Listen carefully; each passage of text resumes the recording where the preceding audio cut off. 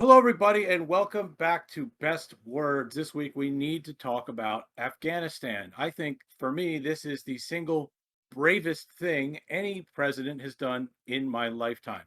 Joe Biden is getting absolutely raked by the press and the Republicans, and I think all of it is totally unjustified. We have talked for years, decades now, about ending the forever war. And what did he do when he got in power? He ended the forever war. And I have to say, I didn't see it coming. I had Biden pinned as someone who has a history of as a bit of a hawk, and I thought more likely than not we were going to go into 2024 with troops in Afghanistan still forever for no discernible reason. But Biden went ahead and actually pulled them out. Now, some people are want to give Trump credit, and they're saying, "Look, Trump made this negotiation with the Taliban to pull them out in 2021." Fair point. Look, I support the end of the forever war. I care about policy. I don't care about personalities. So if the Republicans were really about ending the war in Afghanistan, great. But why wait? Trump was in power for 4 years. He had both houses of Congress for 2 years. There was nothing stopping Trump from pulling out of Afghanistan should he want to. They negotiated it for 2021. Why? Well, it's a way to hang a political albatross around the neck of the Democrats should he lose the White House in 2020, which he did. They evacuated Kabul, a bomb went off, it was a tragedy, 12 Marines were killed. And should the Republicans take the House next year, they are going to have endless hearings about that bomb blast in Kabul during the evacuation. They're going to Benghazi it. You're never going to hear the end of it. They're going to try and use it to sink Joe Biden in the midterms. But the press itself and the kind of the establishment media, CNN, and all of these organizations were very much in league with the GOP and the right wing during this. It was really pretty despicable to have personalities on CNN saying there's absolutely no way they can meet their evacuation goal of getting 65,000 people out of Kabul in the next week. In reality, here we are a week later, and they got 110,000 people out. I have one tiny, tiny bone to pick here, and that is Biden was incredibly brave on the politics of doing the right thing in power when it came to ending the war, but then by all accounts, sort of chickened out on the refugee cap. I do not understand the rationale for that. Lyndon Johnson, I think one of the most interesting presidents in history, said, "What's the point of power? What's the point of power if you're not going to do the right thing when you get it?" That was Biden in Afghanistan, ending this nonsense, making the right decision, pulling out of Afghanistan. That's doing the right thing with power. But the other right thing was admitting effectively unlimited refugees from where I'm sitting. We let about 100,000 Vietnamese into the country in 1975. Here we are, 45 years later, and everyone agrees that the country is a better place for it. South Philadelphia's food scene is absolutely spectacular thanks to the Vietnamese migrants and refugees. The fear of letting a million Afghani refugees into the country, I think, is utterly misguided. We have 53% of America's counties are depopulating. Some of our old industrial cities have not turned around and are still depopulating. You have plenty of room in this country. You have a lot of places that are better off because of refugees, cities like Buffalo, New York, right, that stemmed decades of population loss by making themselves a haven for refugees. So overall, right, Biden made a brave decision and he gets a ton of credit. They were kind of chickened out on the refugee situation. The media has been despicable. And if the Republicans want to give Trump credit for negotiating this, well, why the hell didn't they just do it themselves? They had the White House for 4 years. Well, they wanted to kick the can down the road again. I mean, so the posturing that happens, like, oh, I'm going to get the guys out, but in my second term, the thing that you're talking about, like power dynamics, I kind of respected Trump for throwing weight around. If there's one thing the guy did, he did that. I mean, he at least understood that the president should be throwing his weight around, and I agree with the refugees. Like, Biden should be throwing his weight around and trying to get more people that helped us out of there because they're going to get killed. Eventually, it's going to happen. The Taliban's sent some referendums and some notes, I guess, that they're going to have a blanket amnesty for people that helped the army while they were in Afghanistan, but I just don't really see that lasting. It's a worry of mine for these people. Absolutely. I mean, they did get 110,000 people out of there, which is a Yeah, substantial that's number. that's Again, exceptional. The initial estimates were they needed to get about 65,000 to keep everyone safe, and they got 110,000 out. We also have to consider the character of the Taliban. The Taliban was if you're old enough to remember 2001, were the most evil people in the world in 2001, and they are utterly despicable, and I am not fans of theirs. But here comes ISIS, who thinks the Taliban is too woke. Um, and so the Taliban finds himself in this weird position of having to behave responsibly vis-a-vis, Well, religious maniacs on their extreme end. And I think that, in a sort of weird way, makes them more likely to behave honorably vis-a-vis the agreements we made. yeah, we're in a weird spot. The Taliban was, I believe, defending Kabul airport and trying to defend it from ISIS attacks. And as far as we know, it was ISIS that attacked the airport right now, right? They took the credit for it. As That far as we killed know, the 12 military members. So yeah, we're in a very weird situation right now.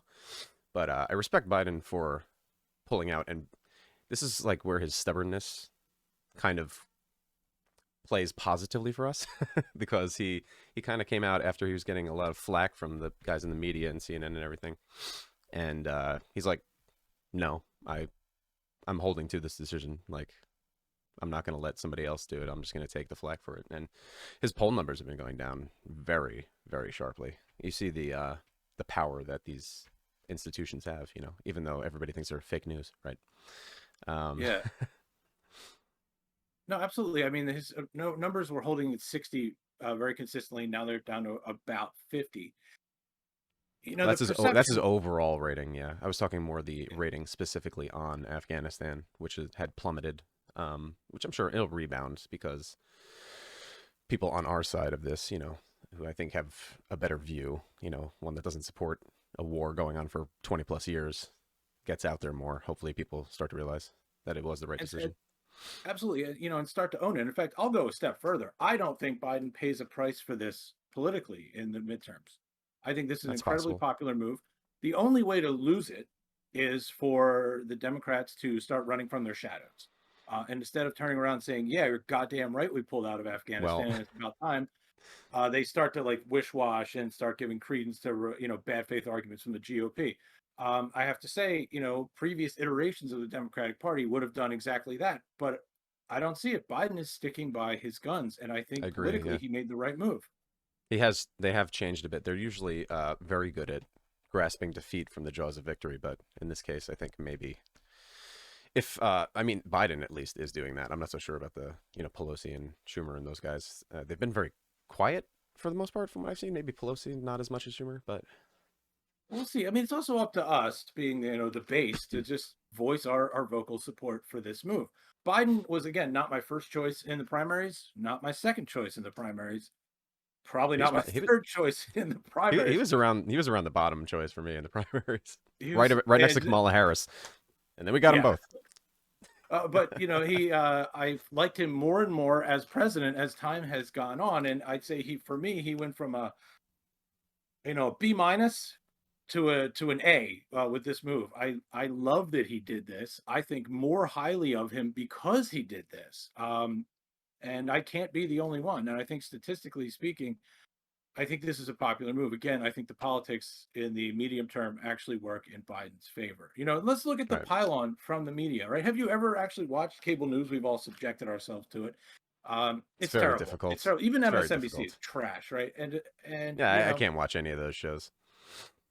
but you have to watch them. You have to watch them to watch the commercials, right? Do you ever watch any of those shows?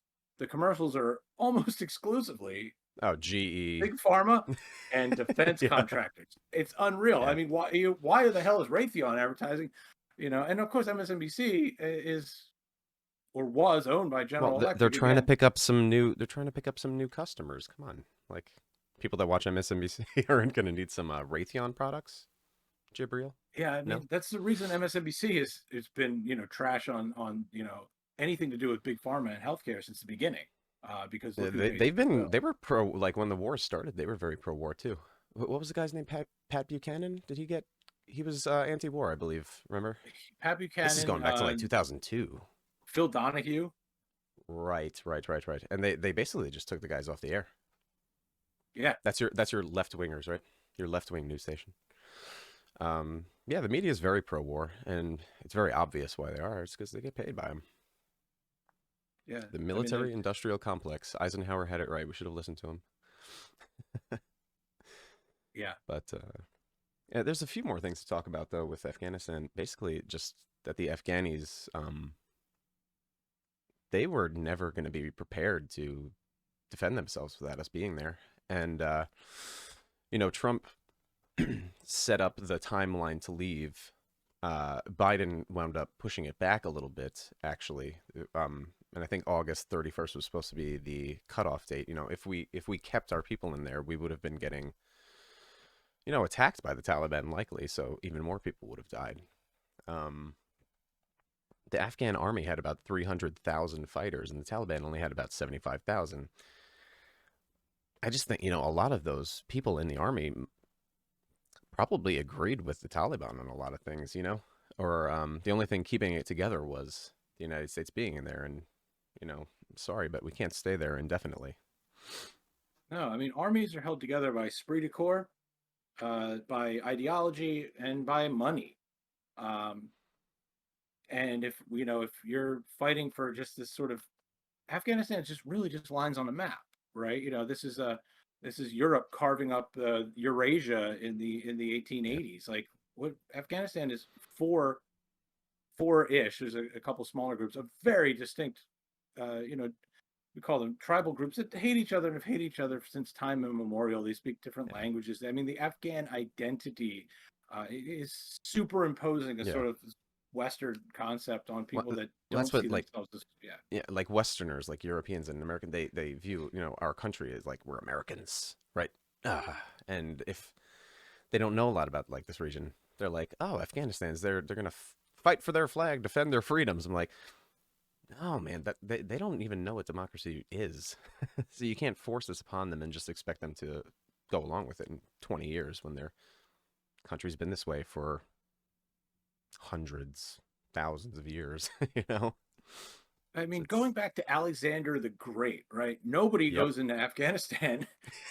No nobody. great power, no great Alexander the Great, Britain, Russia. Like no, it's a cliche, right? But they call it the graveyard of empires, and it's a mountainous region. It's incredibly hard to do anything offensive warfare wise or to patch together into a cohesive political unit, and it's Yeah, and then not. we've even seen the blowback over the years too, because when Russia was in there, who did we fund? The man who blew up the towers, Osama bin Laden, Yeah, Mujahideen. So yeah, good on Biden yeah. for getting the fuck out of there. Yeah, I mean, my only kind of point of optimism is that Afghani cities, particularly Kabul, have now been invaded by crass global capitalism, and cell phone stores on every corner will kind of change the way they engage with the world because there is more secular thinking out in the streets of Kabul. I don't think it'll be enough though. Well, we could always think positively. I'm not. Um, I'm very pessimistic about what's going to happen to Afghanistan, but I ultimately think it's not our responsibility to be there forever. And sometimes you just have to rip the band-aid off. So there you go.